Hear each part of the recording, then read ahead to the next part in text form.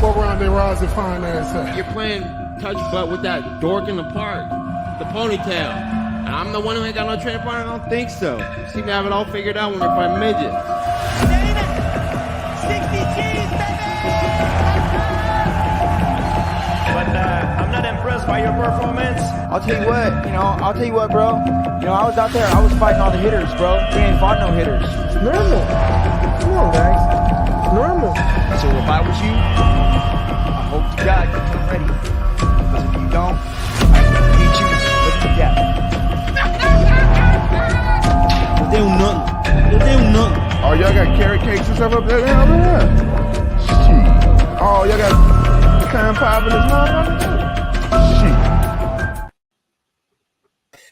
What's going on, Fight Week Show fans, Fight Week Show people? Then we are back with another episode of Dust Stop Shakedown, episode 29. And joining me to go through this episode is my brother, Jordan. How you doing, my guy? Pretty good, man. Yeah, I'm ready for all this sort of festive period to be finished and just sort of get back to concentrating on the good stuff, the fighting. 100%. It's good to have we've got the fight cards coming back up this weekend, and to help us break it down for the first episode of the year, Adrian Sanchez. How you doing, my brother? I'm good, and you guys, man. Thanks for having me again, Ola. Looking forward to having a nice chat as we always do. And bringing on the other brother from South Africa, kick him in the head, Headkick podcast. Salute to Yao. How you doing, Yao? You good? We can't hear you. Amazing, Ola. How's everyone doing tonight? Good. How you doing, good, man? Well, man. We're doing well. Fantastic. I'm really looking forward to the chat. No, salute to you, man. Big up yourself. Thank you for joining us tonight. It's great having all of you here, and I hope you guys had a good festive period. Happy New Year to everybody. I know it's been a few days now, but it is what it is. Happy New Year to everyone, especially the ones that I haven't seen, and everybody that's joining us on the show tonight. Big up Free Kings. I see you. The Rambling Dad MMA podcast. Salute to you, my brother. That's another brother that works with us on the show. Big up to you, McDane. We've had a lot of break from MMA, right? But you guys in South Africa, more so, there's a lot that's going on over your side of the pond with the Toronto card that we're going to speak about later on. But the big one that's just emerged, Francis Ngannou, right? The man that they said fumbled the bag has now got an official fight with Anthony Joshua, which to me, this is one of those that you think to yourself, this guy, they said he made the biggest mistake walking away from the UFC. This is a guy that Dana always berated and belittled. Probably one of the champions. He almost didn't respect him the way he treated Francis Ngannou. But let me come to you first as a professional fighter, Adrian. Seeing the way he walked away from the UFC, the comeback he made, signing with PFL, having that phenomenal fight with Tyson Fury, and now he's just bagged himself another big multi-million-dollar fight with Anthony Joshua. What's your take on all of this that's going on with Francis Ngannou? Well, first off, straight off the bat, big ups to Francis Ngannou. I mean, he's proving all the haters wrong. I mean, including Dana White. So I don't think it was a bad decision for him to move away. I mean, he had a plan and he's put it into action. And they're going to be bagging a lot of cash in this fight. I think it's what's his name? AJ is going to be making 31 mil, and I think for Francis Ngannou it's 16 mil, somewhere around there. So that's going to be a massive payday. It's going to be a good fight. We're going to have to see what happens when we get in there, because, I mean, AJ is the more skilled guy, but Francis Ngannou, I mean, he's got more of, if he can knock Tyson Fury down, who's such a good mover, he moves around so nicely as a heavyweight. AJ is a little bit more flat-footed, I think he can. I think he could knock him down as well. We'll see. But yeah, let's see. I mean, Eddie Hearns also said that it's an easy fight for AJ. But I think every fight's an easy fight for AJ, according to Eddie Hearn. But let's see what happens, man. I'm back in Francis. I'm back in the underdog. I want to see him shake up the sport of boxing. I'd love to see that. Yeah, but I love the loyalty there, sticking with the MMA brother in Francis Ngannou. Let me come to you, Yao, because when you look at the struggles, the journey of Francis, leaving Cameroon, the way he left Cameroon, working in the sand mines, to now fight a multi-million-dollar fight with somebody like AJ, who's also been a world champion. He's the poster boy for Sky Sports over here in the UK. Like, he's that guy, and Francis is gonna get in the ring with him. What do you make of all of this? And Francis also mentioned, I heard that AJ doesn't have a chin. I intend to find it and test it. What's your take to all of that, brother? I think starting with the bag fumble, I think when he left the UFC, his message was, as fighters, we should be able to do what we need to do to get the bag without our organization standing in our way. And that was really his message at that point, which was, let us fight if we need to fight, how we need to fight, and let us do what we need to do as fighters instead of trying to consistently hold our purse and hold us back. So when he left the UFC and said, well, look, stuff you guys, we can't come to contract terms, even though I'm your champion, I'm going to walk away.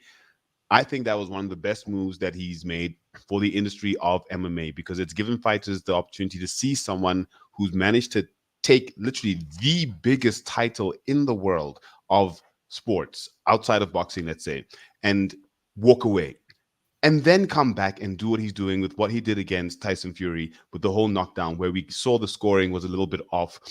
Tyson had already even booked his fight after Ngannou without respect. So from that perspective, what Francis Ngannou has done as an MMA practitioner, putting boxing back on the map over and above everything, because we know boxing has been struggling. So for him to come in and do that in what we could call super fights is phenomenal. From the struggle that he's had, and he said, listen, from where I've come from, no matter what you put in front of me, no matter what adversity it is, I will overcome it. And that's exactly what he's done now in booking a fight now with Anthony Joshua. With the fight itself, AJ is a very skilled boxer. Ngannou is a very, very powerful boxer. So it's going to be very interesting to see how the two combine. And I think if AJ does the same thing that Tyson Fury did, which is not quite respect Ngannou, then I think that chin will definitely be tested. But if he does do a full camp and he does actually respect Ngannou as a real boxer, which basically he is now.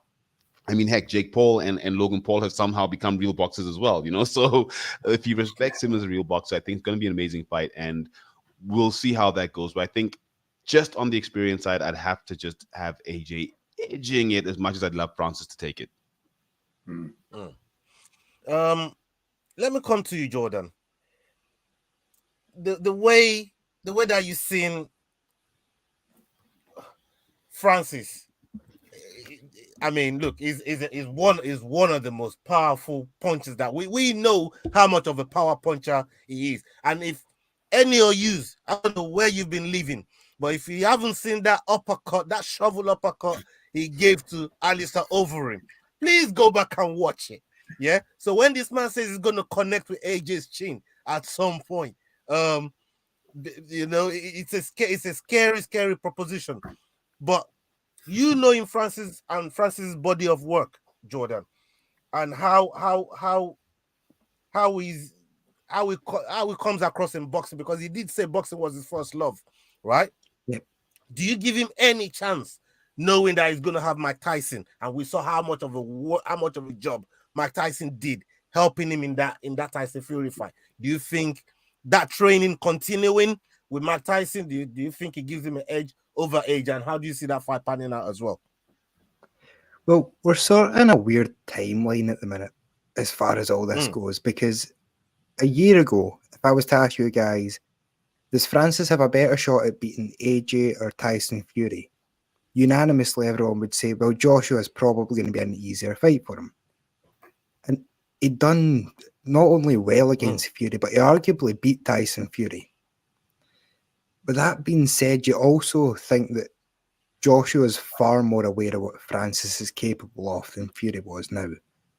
I think Eddie Hearn sort of circled this fight. As soon as the Fury one was finished, he knew he wanted this for Anthony Joshua. AJ wasn't as sort of keen on the fight, but they managed to get it done. I think Anthony Joshua is going to come out and try and prove a point. So I think Francis is probably going to have to weather a bit more of a storm in this one than he did in the Fury fight. As far as what way it goes, it's hard to discount Francis in anything at the minute. The guy seems to be able to work miracles. You know what I mean? Like, so I'm going to say that I think AJ is going to be a far tougher fight than Fury was that night. But you can't dismiss Francis. It's impossible at this point. So I'm actually really looking forward to this fight for a change. Usually the boxing events, it feels like we do a lot of watch-alongs for the boxing events, and they take forever. 45 minutes in between fights to change and do some pageantry and have a guy sing. But yeah, I think I'll be staying up to watch this one as well because it should be a really good fight. I'm really, really looking forward to it. And, you know, where you guys can state your alliances and all of that, I'm kind of stuck between a rock and a hard place with AJ. AJ is my boy. Francis is also my boy on the MMA side, African King, all of that. So it's kind of like a sticky situation for me, you know. But if I'm going to look at it objectively, and I'm with Yao here, in terms of just, again, the knowledge that you have in boxing and just boxing alone, especially being an Olympic student that AJ is. All of those, I think, is going to come into play for AJ in a fight like that. But Francis has that ultimate equalizer. I don't know many people that can get up the way Tyson Fury keeps getting up from a Wilder knockdown, from an AJ knockdown. I mean, from Francis knockdown. I don't know if AJ can get back up like that. We saw what happened when Andrew Ruiz touched him. You know what I mean? I was going to say Andy Ruiz, yeah. Right. That's you know, true, we saw what happened when Andrew Ruiz touched him. It was one of those where you look at the betting odds right now. It's not crazy. And you'd be a fool not to put some money on Francis when you look at the odds like that, plus 325. Like, that's not impossible to happen. That's not impossible. And Francis, like we said, you know, we know he got that ultimate equalizer. Big up Tony Conaglood, big up yourself. Thank you very much. Test run that shit, people. Test run the super chat feature. That's what Tony's trying to tell you here. Support the channel and show some love. Thank you very much for that, Tony, my bro. So when you look at what Francis can do, is a dangerous man, especially somebody as chinny as AJ. I'm gonna say it. You know what I mean? Especially somebody as chinny as AJ. But can the sweet science of boxing overcome what Francis Ngannou got to bring? And that's something interesting that we're gonna keep looking at until they get in the ring. And when they do get in the ring, we're gonna be here doing a watch along for it as well. Just very interestingly, it's also definitely the battle of the physiques, you know, whereas you had Ngannou versus Fury, which was, well, we saw that, but AJ versus Ngannou, the battle of the physiques over and above, if you will, the battle for Africa at this point, because you've got AJ, who's originally from Nigeria, and then obviously Ngannou, who's from next door in Cameroon. So it's going to be very interesting. Yeah.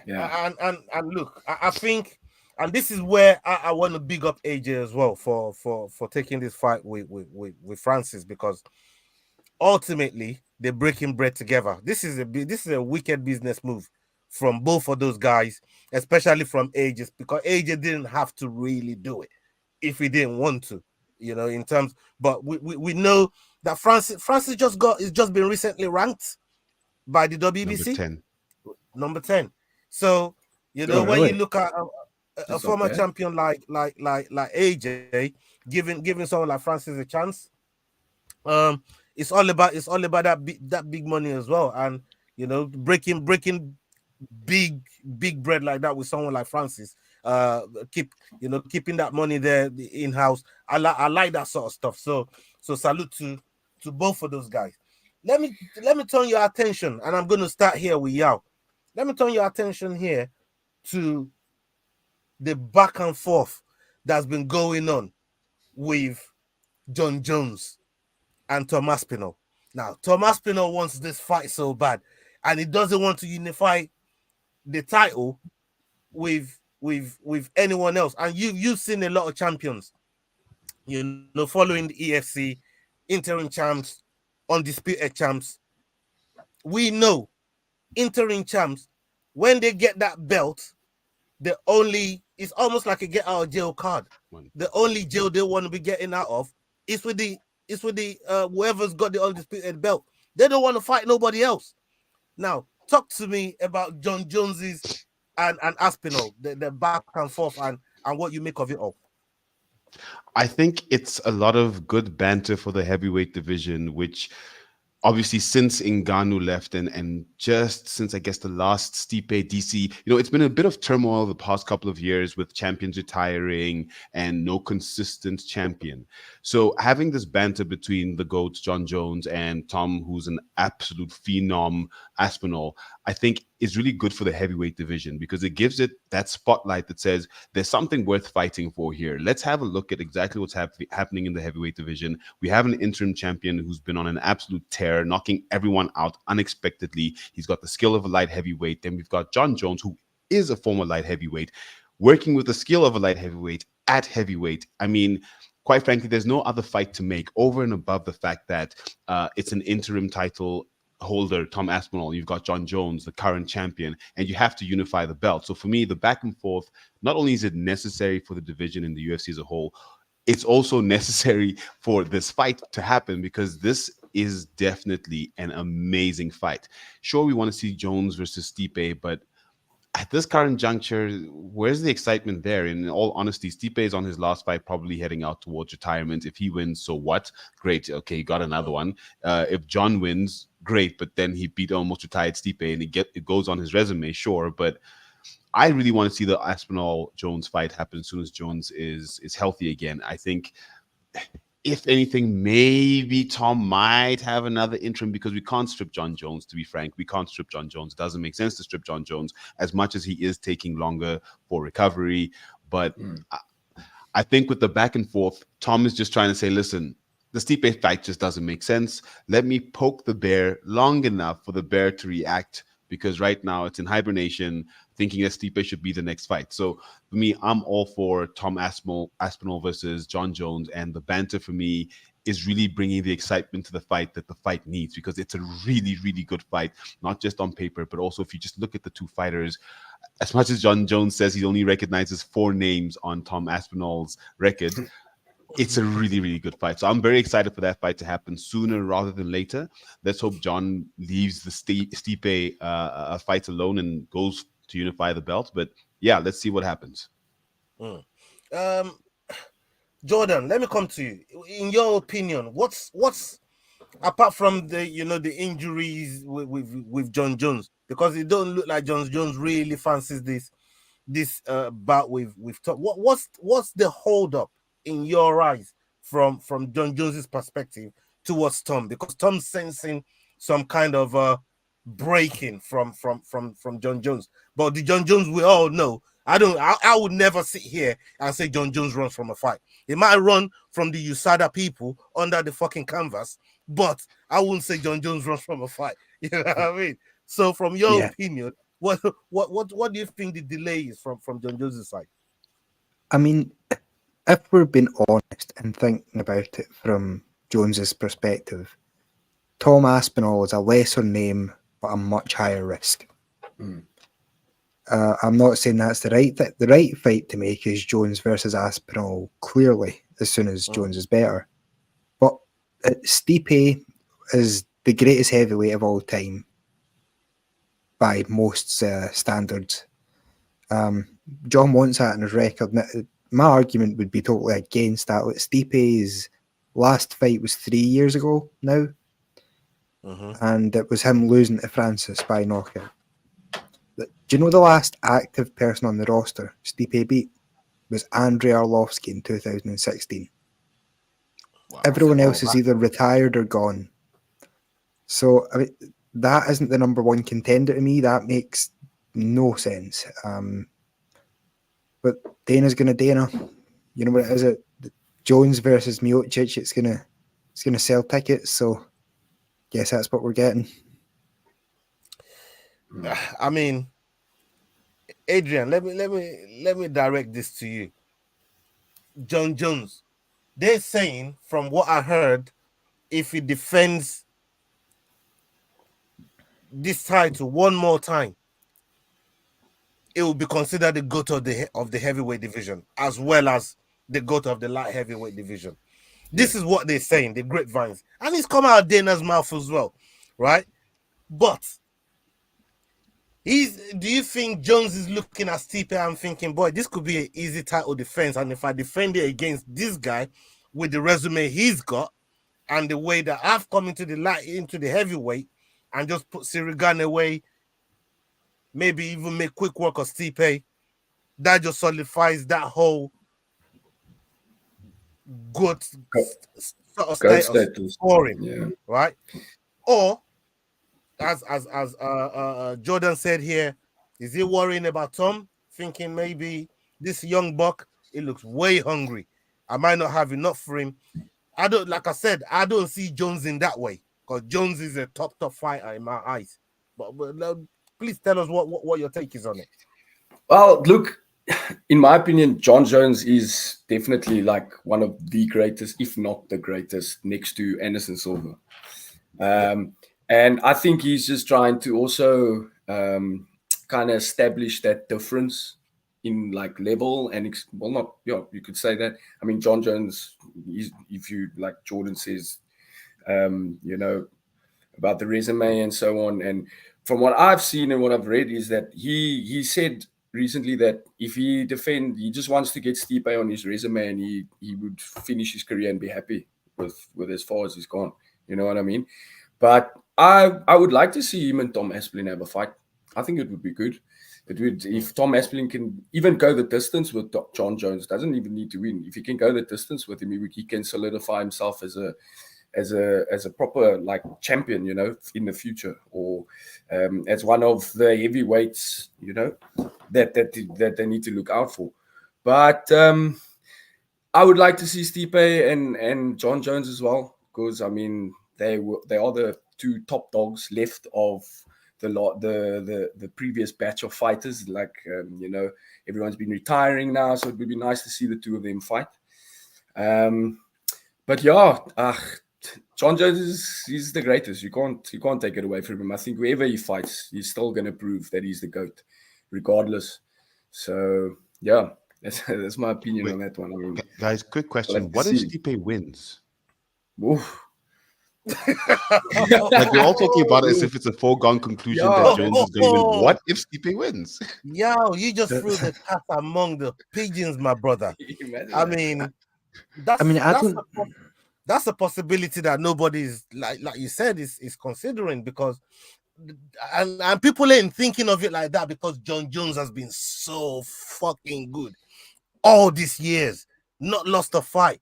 So it's not even registering. But we're also forgetting this is MMA.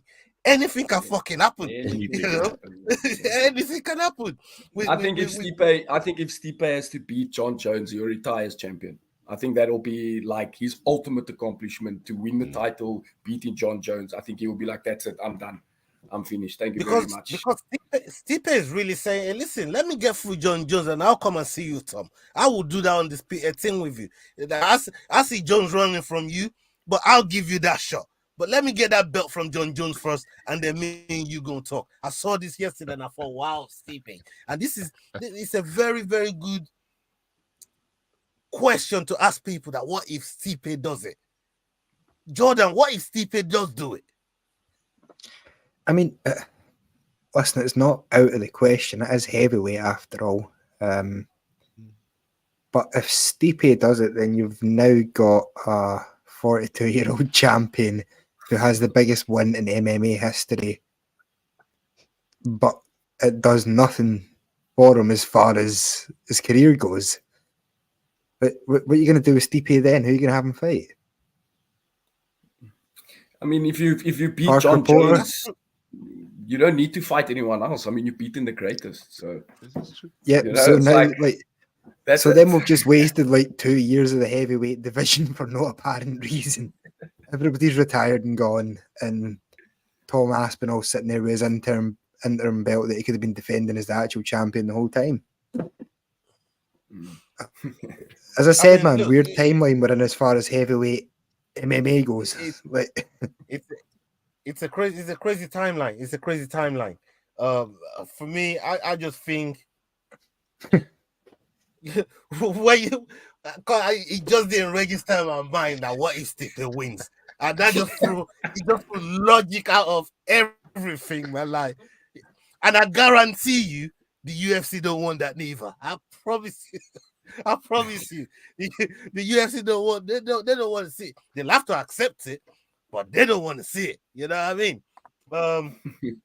Look, it is what it is. It's like Strickland being the champion. The UFC. Don't tell me the UFC wanted to see Strickland and Dricus. That's not what they want to see. They didn't plan for Strickland. I don't think anyone expected that at all. You know what I mean? They didn't plan for that. It's just what happened. You know, so sometimes these situations can happen where certain fighters, they give them a chance, all of a sudden the chance you thought, oh yeah, let me just give him a chance. He's probably going to lose, but we're going to get the fight that we originally set out for, which is going to bring me to my next topic. We're going to talk about your countryman, the man that got the whole of South Africa talking in the same vein as the Springboks, like Adrian said to us off camera just now. The whole of South Africa is buzzing about this fight. Good friend of the channel, good friend of you guys over there. Everybody loves him over there at EFC. He's like a walking example at the EFC. 100%. What's your take on him and and what's his name, Strickland? First of all, going at each other in the press conference, then at the fight. Yao, I'm going to come to you on this one first because I heard something from Adrian earlier on, then I'll come to Adrian. But yeah, let me come to you. The fight happened at the arena on the last pay-per-view there. Crazy shit's been said back and forth. Dricus tapped into the bit where, you know, it got Dricus tapped into the bit there with Strickland where he's gone on podcast now. He's all talking emotionally and all this of shit leading into a fight. Bro, what are you already warming up the belt? Is the belt already in South Africa in your eyes? Tell me how you feeling, man. Yeah, tell me how you feeling. Yeah, come on.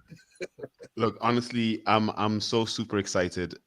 Like you guys said, it's not the fight we wanted. We expected to see the Stylebender versus Still Knox, but now we have Tarzan versus Still Knox. Cool, no problem. But we'll take if it. we look at, we'll take it. If we look at Dricus's pedigree, and I recently watched one of his older fights from when he was at the EFC. If you look at how Dricus fights and the type of fighter that Dricus is, all the way from his days in the EFC through his UFC career as well, this is a fight that's been in the making his whole career. He literally has said it. I'm here to make sure that I get what I want, which is the championship belt.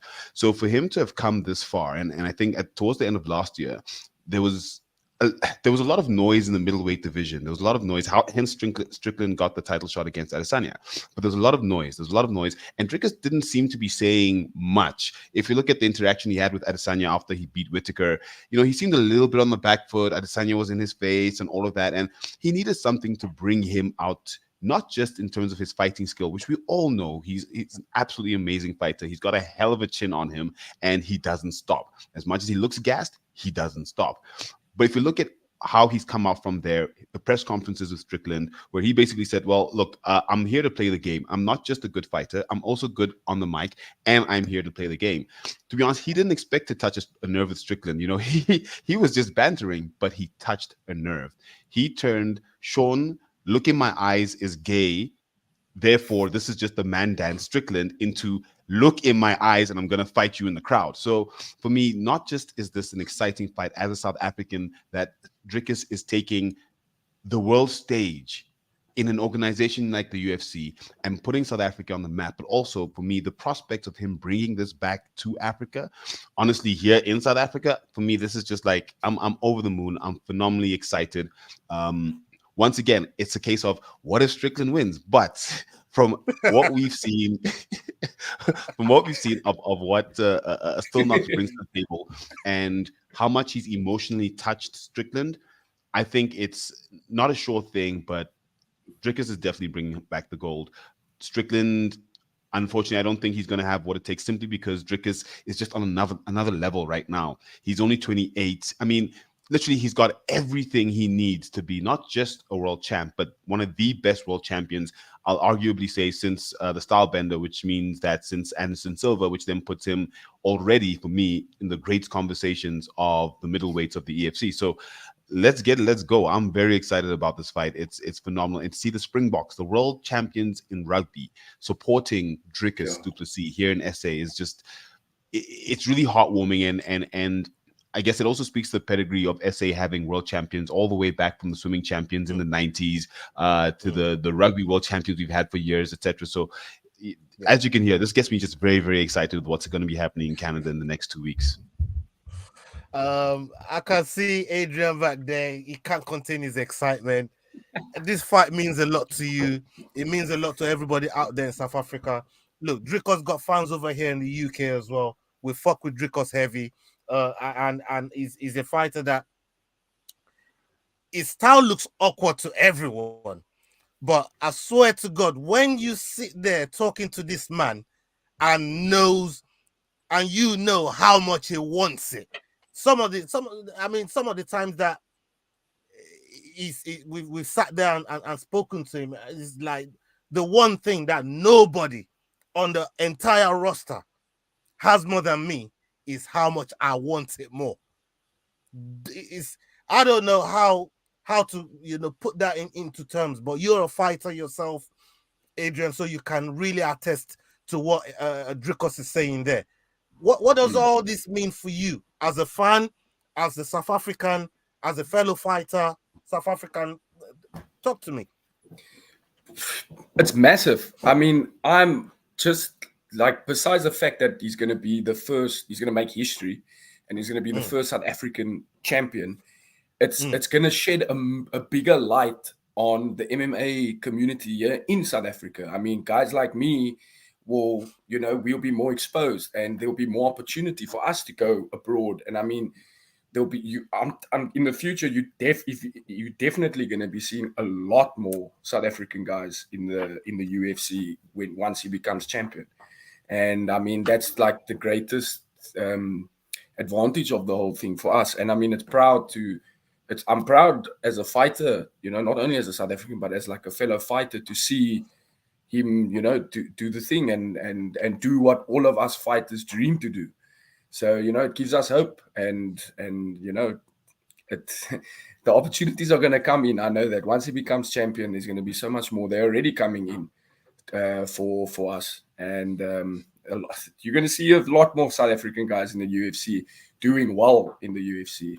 And that's for sure. And I just want to add something to what I was saying there. Dricus is definitely in Strickland's head. I mean, he had him emotional on Theo Vaughn's podcast. And that to me, that was a little bit funny. But, he's in there. He's got him. And I don't think a very, or like an overly emotional Strickland is going to perform too well. I think he's going to go in there with a hot head. He's going to try and like kill Dricus. And I think that's going to play into Dricus's strategy let's say, with the whole mental warfare and so on. And yeah, it's true. The man's he looks tired, but he still knocks. Eh? That's why they call him Still Knocks. He still knocks. Hulle weet nie wat ons weet nie. Hey, weet nie wat ons weet nie. Yeah. You know, they actually got that on a billboard. Eh? They got that saying on a billboard. I don't know. I think it's up in Joburg or whatever, but it's a picture of him standing there and it says, hulle weet nie wat ons weet nie. So that guy's really coined that phrase now. So it's good. I'm excited, man. I absolutely love it. I love it. Jordan, I want to come to you, Jordan. How much of this do you credit to their coach Monvisor? The way he's brought all those guys from that gym, CIT Performance Institute, CIT Boxing, they're doing a lot of great work in that gym. Their coach bringing people like Cameron Simon through MSP. Salute to MSP. Mark Holmes, those guys over there, they're doing fantastic work. People like Yako Duplessis, you know, in that gym as well. What Coach Monvisor has done up until now with fighters like Dricos and all those that I've just mentioned from that gym. What do you make of, you know, the way they're seen from outside looking in, as an overseas fan looking from outside looking in? Yeah, but a lot of the things that you have to give great credit for is that, as they were saying, South African fighters they're just starting to get some exposure to the sort of wider world. So he's been sort of learning on the go. He's not had sparring partners the caliber of Robert Whittaker and stuff like that. So a lot of the things that he's working with are all up here. You know what I mean? This is all like been tested in real time. Now, one of the things you can say about Dricus is, at first, I think a lot of people weren't paying attention to him because he wasn't particularly flashy at any one aspect. But fundamentally, he's so strong in every area that he's managing to walk through people and make it look easy.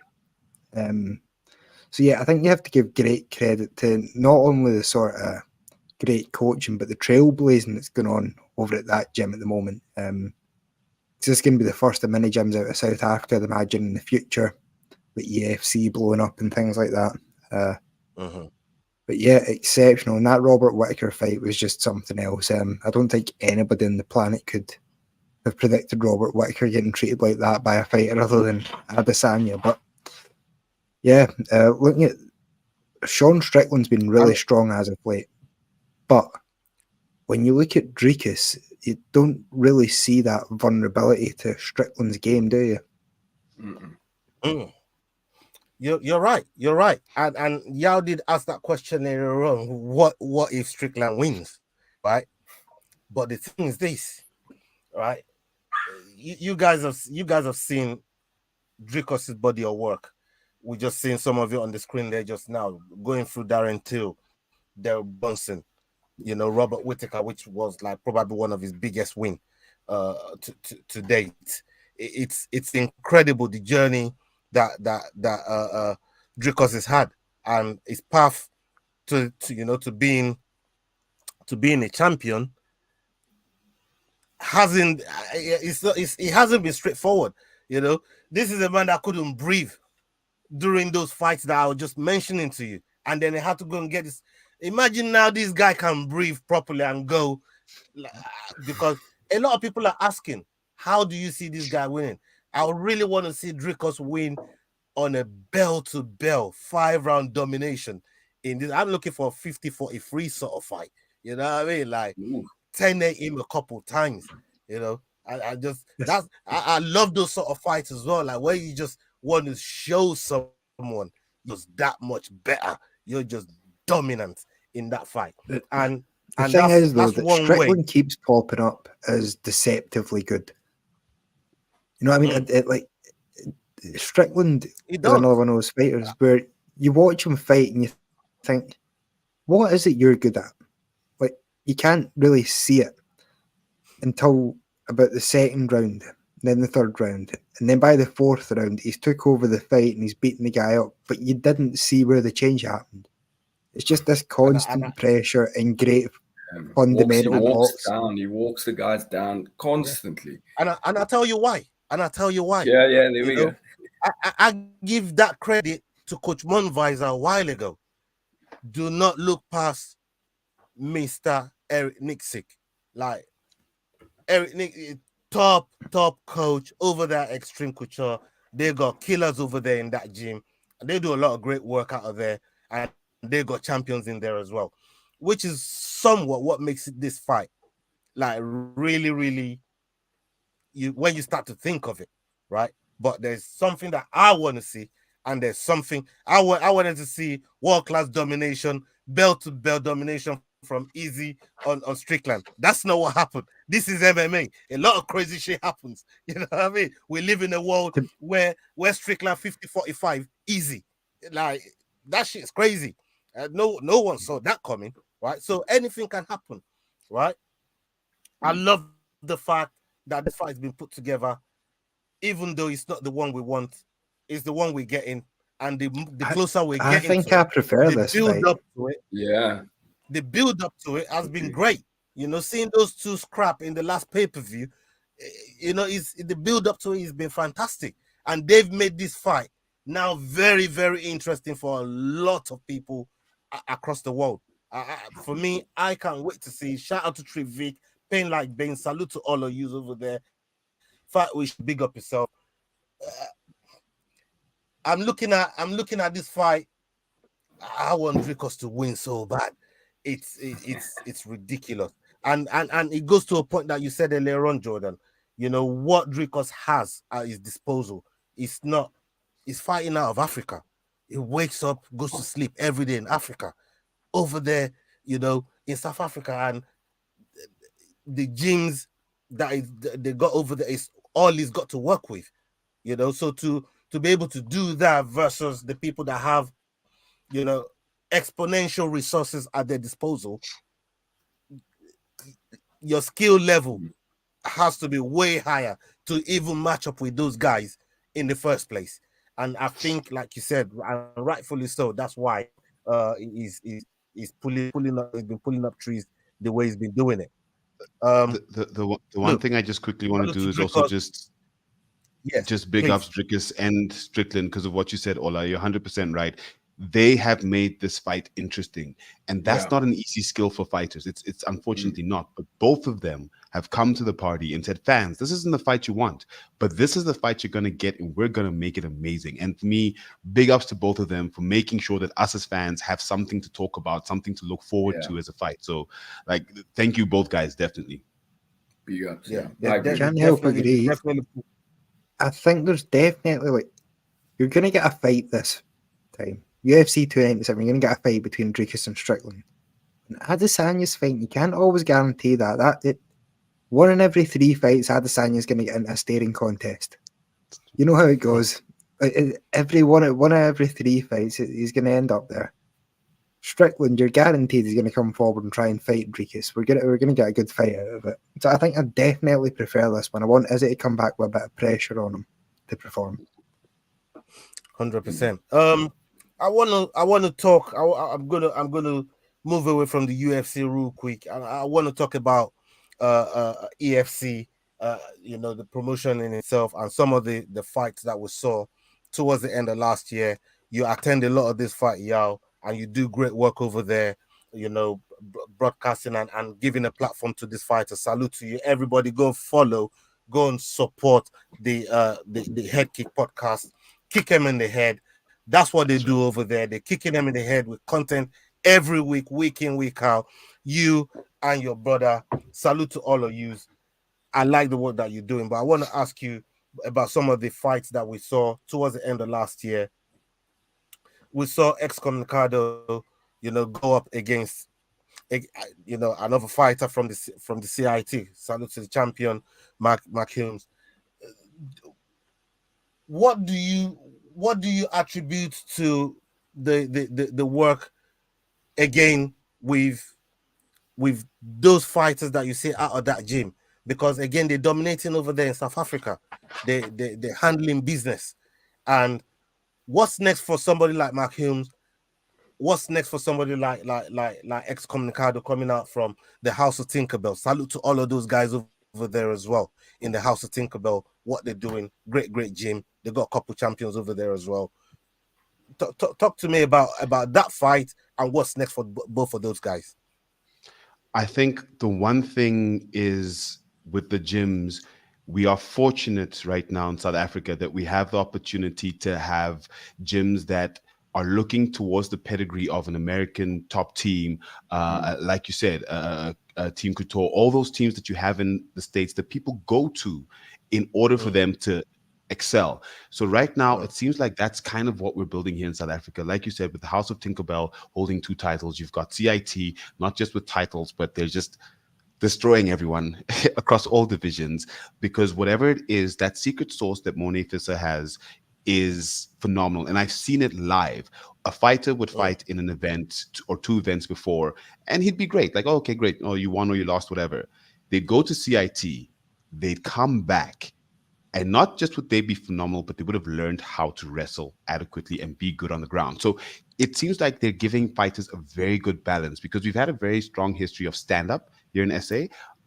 Normally, the ground game fighters didn't seem to come into MMA. They'd stay in jiu-jitsu or whatever the case is. But now the skills are evolving and fighters are becoming more and more well-rounded. And he seems to have found the secret sauce for that. So that's then upping the game of all the other gyms in South Africa as well. So it's really allowing the level of MMA in this country and naturally in the region, therefore, to go to the next level. So for me, that's really what's very exciting about the gyms here in SA and exactly what they're doing now, and how the whole Drickus energy, and I think with something you said earlier, part of the reason he did that is you've got fighters in the UFC.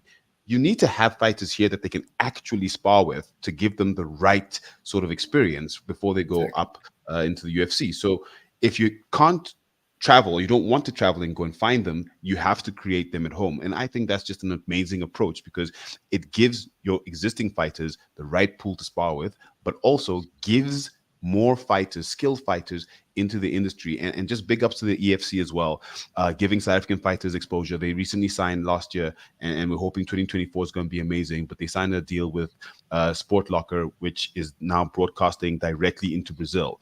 So now we're going to start getting more international fighters coming through, more international fights, because now there's more of a spotlight on fighters fighting in the EFC. We've got, as you mentioned, Cameron Simon, he's got his promotion coming out versus they're going pro this year as well. So there's a lot happening in the South African MMA scene that's really exciting for MMA as a whole on the international stage, which is why after Drickus wins the title and brings it back, it's going to be a field day here in SA. Everyone's going to be coming down. Ola, Ramling Dad, you guys, Jordan, you guys definitely come down and join us for a few events. Yeah, 100% is definitely it's one of my to-do things this year, coming over to SA and enjoying everything that that SA has to offer. Salute to the Ligona Ray, all the rats in the house, everybody showing some love. Big up to my bro Ligona, sending the mafias to the chat. Salute to all of you. Make sure you're hitting the like button. Make sure you're hitting the subscribe button. Show some love to the channel as we begin to grow. Right. Adrian, your boy to me. Shout out to PFASA. We mentioned all the gyms in South Africa. We're mentioning all those gyms. Big up to PFASA as well. Your coach, MMA Mike, amongst one of the best coaches as well over there in South Africa. There's a lot of good coaches, we got Coach Mon as well from the Swanepoel family. They're doing great work as well with Bradley Swanepoel, all those guys over there. So we recognize all these guys and the work that they're doing. But we want to talk about your boy Tsumi going to the UAE. Just back this fight over there in the UAE. We saw him announce it the other day. What do you know of what this fight does for him, and the fact that it's a big opportunity, because UAE fights they get put on UFC Fight Pass, so it's a lot of eyes on a bout like that. What do you think this fight does for him as a fighter? And obviously you're going to be helping him prepare for this fight as well, I presume. Yeah, no, look, Tumi's been hard at work. I take my hat off to that man. He's if not, he is probably the hardest worker in the gym. I mean, he doesn't miss a conditioning session. He's on the mat always, and now he's recently gone full time working at the gym now as well. So everything's MMA for him. His mind's just on MMA. So, and I think that's good for him as well. I heard that if he wins this fight, possible opportunity for him to go to the DWC, Dana White's Contender Series for sure. And I think he deserves it.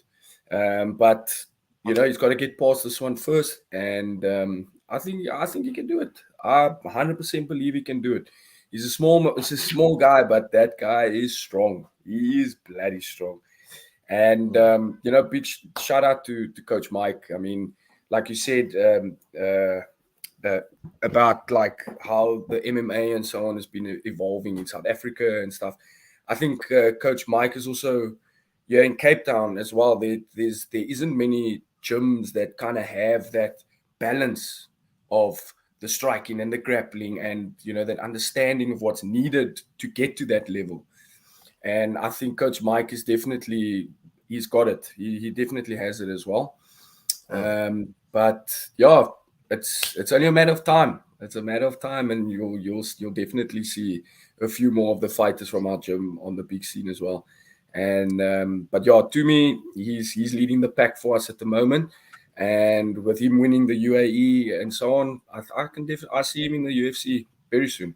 Very soon. Yeah, and to me is also at least in the conversation for the undisputed flyweight title at EFC as well, aside for what he's going to do over there at the UAE. Definitely. So there's a lot of options for greatness for Tumi, and big up to him for what the work that he's doing over there, the work he's doing with PFNSA, with Coach Mikey, yourself, and some of his other teammates over there in the gym. Okay, Jordan, let me come to you. You're familiar with what EFC is as a product, as a promotion, and the fighters that they churn out. What are you most excited to see this year in 2024 from what you've gotten acquainted with EFC from 2023? What are you most excited to see come 2024?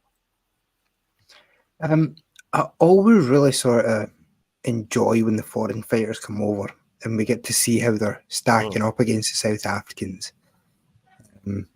A lot of the fighters in South Africa have got like patchy records, but that's because they'll fight anyone.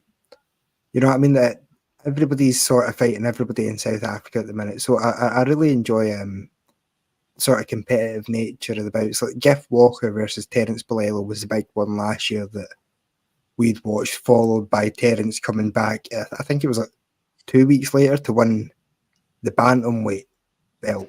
That's just crazy. That's just crazy. Yeah. Probably the best win of the whole year. 10 hours notice. He literally got the offer, jumped on a plane and rocked up there. I mean, he could have even been on the plane already, and then they offered him the fight, Bro, we'll let Jordan finish. Then we'll come back to that. Please, Jordan, carry on. Yeah, so it's just sort of watching the stars slowly start to develop. But it sort of begs the question, where do we go with Gift Walker now? What's next for him? He obviously looks like someone who's destined for the top. So, just keep an eye on how things develop over the course of the year. Should be a good one. 100%, and there's a lot of fighters that I'm looking forward to. I'm looking forward to seeing yourself. And the question just came in the when are you going to the UAE? Is down the horizon? Is that in the thinking? There's been some talk, between us and Coach Mike and so on, and he's been getting some good offers. Don't want to name drop too much, but one championship has contacted him, and obviously the UAE, and then obviously with chess going into the BYB now, the bare knuckle fighting. So he said, let's see what happens. These guys put on a good show for us. I mean, that definitely opens up the door of opportunity for guys like me to, from the gym to then go UAE, bare knuckle, You know, I'm keen on a bare knuckle fight. I mean, why not? You know, UAE as well. Let's go. But like Jordan says, you know, the South African guys, we're not scared. You know, we want to take on the challenge. We really want to prove that we are, you know, a tough bunch of guys, and we have the ability to be top tier guys, top tier fighters in the world. And I mean, some of us have proved that already on our home soil. So I mean, yeah, the opportunity is going to come, and I know there's something in the works. So let's see what happens. Let's see. This year's going to be good. Let's see what happens, and when it does happen, we're going to be reporting it on this channel. We're going to be reporting it on our platform. Adrian's going to let us know. We got a direct line to Adrian. You know what I mean? So don't worry about that. Adrian's going to let us know if and when that news drops. And probably he'll be on the show himself over here to announce it at some point. So don't worry. You get used to seeing Adrian's face on this platform on a regular basis. He's not going anywhere. He's going to be. Yeah, I enjoy chatting with you guys, man. Anytime. Yeah, man. Fantastic, man. Fantastic. We love it. We love it as well. We love having you on the show. Sure. Yo, I've asked Adrian this before, but I've not gotten your take about it, because look, I love the EFC and everything it represents. What you know, the promotion, how small scale it is, but how big it is, and the talent it churns out. But when we talk about talent, right, there is none more than Mr. Hotso Bela Ramopo. Yeah, this brother. This brother, the South African I Jamal. like to give him his flowers, man. Like, what's the way he conducts himself, announces, does what he does? What's your take and interaction with someone like Bilal?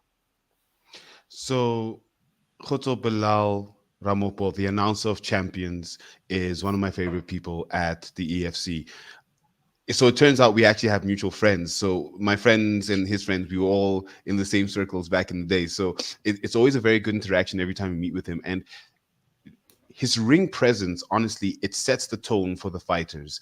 He's an absolutely phenomenal MC. He always knows enough about the fighters. He's always got a good opinion. Every time we have a chat at the events, just having him there, I think, really adds to the brand of the EFC, because you can see, and mind you, he has an amateur record of 5-0 in Muay Thai, which I found out, which is quite interesting. So you know, it's quite nice to have someone. That's news to me. I never knew that. Jeez. So definitely next time you see him, ask him about it. Yeah, that's interesting. Fuck. So it's always good to have these interactions, and having someone with that pedigree and that presence in the ring. Honestly, it really does make the fight night special. The one thing I want to request to the EFC is, can we please go back to him saying it's war? Because they changed it, I think, at EFC 108 to it's fight night or something else that it doesn't resonate at all, because it's war for me always set the tone for the evening. So absolutely love Khotso Ramopo, and looking forward to seeing him in 2024 again. And yeah, please EFC, please change it back to it's war, please. Ramopo, he definitely brings the swag, you know, to the ring. Definitely the swag of the EFC. No, he's a great dude. I said it before, man. Like, if EFC Africa ever happens, man, I want them to sit Bruce Buffer down and give the mic to Bilal Ramopo, man. 100%. Yes. You know what I mean? Love to see that. Just give the mic to Hotso, man. Sit Bruce Buffer down for a minute, man. Let Bilal do his thing if UFC ever comes to Africa. Guys, it's been a fantastic show. Fantastic talking to both of you. Bro, like, we could carry on talking, but every good thing must come to an end. We're nearly an hour in. Big up to everybody that's joined us tonight. Big up to my brother Lee Gunner, sending in the rats. The rats infested the chat, man. Big up to all of you, man. Salute to all of you. And please, make sure you're hitting the like button. Make sure you following these guys. Go follow their pages. Go follow them on their social media. Kick them in the Head podcast. Adrian Sanchez, Jordan Wright, Cage Scribe, right? Go and follow these guys. The description is going to be the handles is going to be in the description below. And we got the prediction show coming up on Friday. The prediction show. UFC is back. We got a card this weekend. I'm excited. I ain't seen a card in a few weeks. I've been moving like a bloody junkie, man. Just looking for my fix. Now I got my fix. We are back in fully fed. It's like my season just started. My fight season really just started. And everybody, make sure you tag along for the ride. Make sure you tag along with us. Make sure you hitting the notification button. So every time we drop a content, you'll be notified and come and show some love on the channel, man. Big up to all of you. Let me come to you first. Yao, what do you got coming up? Where can people find you? Give them your handle. Let them know where you are and all that good stuff. And everybody, make sure you go and follow him. Yao. A big shout out to Make It Daily. Yes, we have stable internet in South Africa. The thing that's not stable is the electricity. But moving on. Definitely catch us at Headkick Pod on all platforms. We really go into the same things as we go into here, MMA, from the perspective of the South African MMA community and how basically we're taking MMA from South Africa to the rest of the world. At Headkick Pod on all platforms, we have a keen focus on content and giving fighters content of themselves that don't normally get content of what they do, of their jobs. So definitely hit us up. We have great chats with different fighters. We look to stretch into amateur promotions as well, getting fighters who are still on their way to the top, giving them an opportunity to learn how to do media, for them to learn how to speak to us such that they can do what needs to be done to get the fights that they want. And yeah, so at Headkick Pod, all platforms, Instagram, Spotify, wherever you can find podcasts, YouTube, we're there. Yeah, man, big love, man, big love. What about you, Andrew? Adrian, please tell everybody where they can find you, where they can come and support your work, where they can come and see you, and where your gym. You can find me in the gym, that's for sure. Instagram, Twitter, at Rayo9201. It's RAYO 9201, and then Facebook page, Rayo the Son of Thunder. Put all my posts and updates, fight updates, training, all of that. You can go and find me over there. And shout out to the Headkick podcast. You know, you guys are creating a platform for us fighters to speak out and, you know, get our name out there, get the people, you know, allow the people out there to get to know us a bit better and so on. And I think you know, there's not a lot of that happening in South Africa, but I think as time goes by, it will get better, and that you guys are the front runners in that. So big ups to you guys too. And shout out to the Fight Week show, man. Yo. Yeah, man. Big up to you, man. Salute to you. Thank you very much for joining us.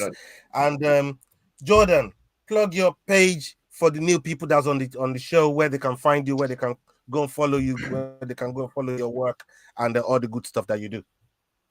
Yeah, Cage Scribe on Instagram and what is it now, Twitter, X, whatever we're calling it these days. As far as content goes, just subscribe to the Fight Week show. We've got a few things in the works coming up on this channel that's going to be a bit different from what we've done last year. Maybe a few more entertainment-based things. So, yeah, just stick around here, man. Anything good I've got coming out, it'll be here.